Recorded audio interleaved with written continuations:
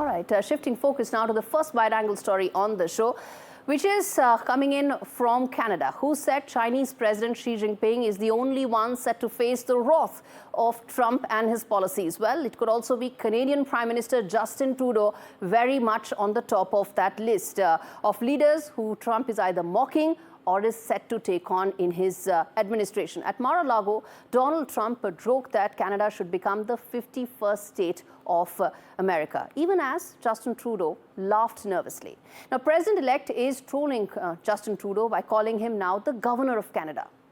None of this is an off-the-cuff faux pas, but it's a very well-thought-out strategy by the President-elect. Trump's mockery of Trudeau has roots in their stark ideological differences, past diplomatic clashes, and poor electoral prospects of Trudeau in the upcoming election next year. Donald Trump's first administration, the US, and in his first administration, the US and Canada had major differences when it came to trade. There were public jabs that were a result of the past tensions over trade talks, which resulted in the US-Mexico-Canada agreement, and the spats that actually included the very public spat of 2018 G7 summit, where Donald Trump actually called Justin Trudeau weak and dishonest because of their trade disagreements. But it's not just about trade. Donald Trump's tirade against Trudeau also aims to undermine his leadership globally. This comes after India has repeatedly called out Justin Trudeau for running an agenda against New Delhi and in favor of the Khalistanis that his government has been shielding. Enter Ottawa's so-called Hardeep Singh Nijjar's probe.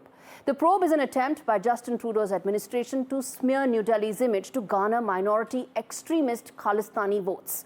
This is Trudeau's last-ditch attempt to avoid an embarrassing ouster from power, a consequence of the Canadian Prime Minister's many failed policies and rock-bottom ratings. By questioning Canada's sovereignty, is Trump challenging Trudeau's ability to defend Canadian interests, compromised that they have been by his government's inability to meet public expectations on immigration, housing, and climate policies?